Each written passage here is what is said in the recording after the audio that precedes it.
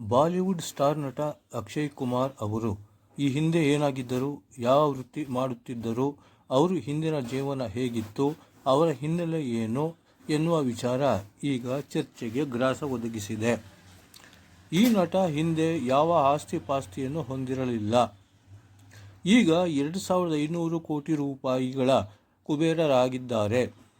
ಹಲವಾರು ಆಸ್ತಿಗಳನ್ನು ಸಂಪಾದಿಸಿ ಅದರ ಒಡೆಯರಾಗಿದ್ದಾರೆ.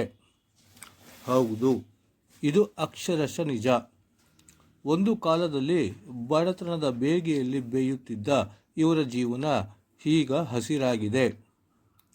ಬಾಲಿವುಡ್ ನಟ ಅಕ್ಷಯ್ ಕುಮಾರ್ ಅವರು ಈಗ ಕುಬೇರರಾಗಿದ್ದಾರೆ. 2500 ಕೋಟಿ ರೂಪಾಯಿಗಳ ಒಡೆಯರಾಗಿದ್ದಾರೆ. ಅದು ಹೇಗಪ್ಪ ಸಾಧ್ಯ, ಅವರು ಹೇಗೆ ಇಷ್ಟು ಹಣವನ್ನು ಸಂಪಾದನೆ ಮಾಡಿದ್ರು ಎನ್ನುವ ಪ್ರಶ್ನೆ ಇಂತಹ ಸಂದರ್ಭದಲ್ಲಿ ಬರುವುದು ಸಹಜ. ಹಿಂದೆ ಅಕ್ಷಯ್ ಕುಮಾರ್ ಅವರು ಬ್ಯಾಂಕಾಕ್ನ ಹೋಟೆಲ್ ಒಂದರಲ್ಲಿ ವೇಟರ್ ಆಗಿ ಕೆಲಸ ಮಾಡುತ್ತಿದ್ದರು. ತಮ್ಮ ಪಾಕೆಟ್ ಮನಿಗಾಗಿ ವಿವಿಧ ರೀತಿಯ ಕೆಲಸಗಳನ್ನು ಕೂಡ ಮಾಡುತ್ತಿದ್ದರು. ಕೆಲಸದಲ್ಲಿ ಸ್ವಲ್ಪವೂ ಹಿಂಜರಿಯದೆ ಉತ್ತಮ ರೀತಿಯಲ್ಲಿ ಕೆಲಸ ಕಾರ್ಯಗಳನ್ನು ನಿರ್ವಹಿಸುತ್ತಿದ್ದರು. ಆದರೆ ಅದೇನು ಅದೃಷ್ಟ ಕುಲಾಯಿಸುತ್ತೋ ಏನೋ ಗೊತ್ತಿಲ್ಲ, ಅವರಿಗೆ ಬಾಲಿವುಡ್ನಲ್ಲಿ ನಟಿಸುವ ಅವಕಾಶ ದೊರೆಯಿತು.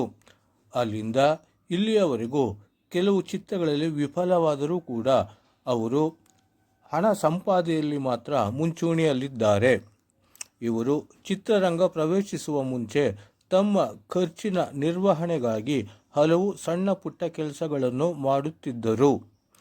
ಸಣ್ಣ ವಯಸ್ಸಿನಲ್ಲಿ ಹೋಟೆಲ್ನ ವೇಟರ್ ಆಗಿ ಕೆಲಸ ಮಾಡಿದರು. ಆಗ ಅವರಿಗೆ ಸಿಗುತ್ತಿದ್ದ ಸಂಬಳ 1500 ರೂಪಾಯಿ. ಈ ಸಂದರ್ಭದಲ್ಲಿ ಅವರು ಟೇಕ್ವಾಂಡೋ ತರಬೇತಿ ಪಡೆದರು. ನಂತರ ಬ್ಯಾಂಕಾಕ್ನಿಂದ ಮುಂಬಯಿಗೆ ಮರಳಿದ ಮೇಲೆ ಮಾಡೆಲಿಂಗ್ನಲ್ಲಿ ತಮ್ಮನ್ನು ತೊಡಗಿಸಿಕೊಂಡರು. ನಂತರ ನಟನಾಗಿ ಚಿತ್ರರಂಗ ಪ್ರವೇಶಿಸಿದರು. ಆ ಸಂದರ್ಭದಲ್ಲಿ ತ್ರಿಮೂರ್ತಿಗಳಾದ ಶಾರುಖ್ ಖಾನ್, ಸಲ್ಮಾನ್ ಖಾನ್, ಅಮೀರ್ ಖಾನ್ ಅವರ ಜೊತೆ ಸ್ಪರ್ಧೆ ಮಾಡುತ್ತಾ ಸ್ಟಾರ್ ಹೀರೋ ಆಗಿ ಮಿಂಚಿದರು. ಅವರು ನಟಿಸಿದ ಚಿತ್ರಗಳು ಫ್ಲಾಪ್ ಆದರೂ ಕೂಡ ಅವರಿಗೆ ಸಿನಿಮಾ ಕ್ರೇಜ್ ಕಡಿಮೆ ಆಗಲಿಲ್ಲ. ವರ್ಷಕ್ಕೆ 4-5 ಸಿನಿಮಾಗಳನ್ನು ಮಾಡುವುದರಲ್ಲಿ ಅವರು ನಿರತರಾಗಿದ್ದಾರೆ. ಈಗ ಅವರು ಒಂದು ಸಿನಿಮಾಗೆ 100 ಕೋಟಿ ರೂಪಾಯಿ ಸಂಭಾವನೆಯನ್ನು ಪಡೆಯುತ್ತಿದ್ದಾರೆ.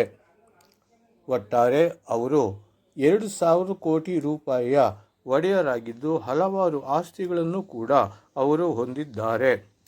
ಒಟ್ಟಾರೆ ಸಣ್ಣ ವಯಸ್ಸಿನಲ್ಲಿ ಕೆಲಸಕ್ಕೆ ಸೇರಿ ವೇಟರ್ ಆಗಿ ಕಾರ್ಯನಿರ್ವಹಿಸಿದ ಈತ ಈಗ ಬಾಲಿವುಡ್ನ ಉತ್ತಮ ನಟರಾಗಿದ್ದಾರೆ. ಎಲ್ಲ ರೀತಿಯ ಪಾತ್ರಗಳಲ್ಲೂ ನಟಿಸುತ್ತಾ ಜನರ ಮನಸ್ಸನ್ನು ಗೆದ್ದಿದ್ದಾರೆ. ಇವರು ನಟಿಸುವ ಚಿತ್ರಗಳು, ಕೆಲವು ಚಿತ್ರಗಳು ವಿಫಲವಾದರೂ ಇನ್ನು ಕೆಲವು ಚಿತ್ರಗಳು ಭಾರೀ ಹಣ ಮಾಡುತ್ತಿದೆ.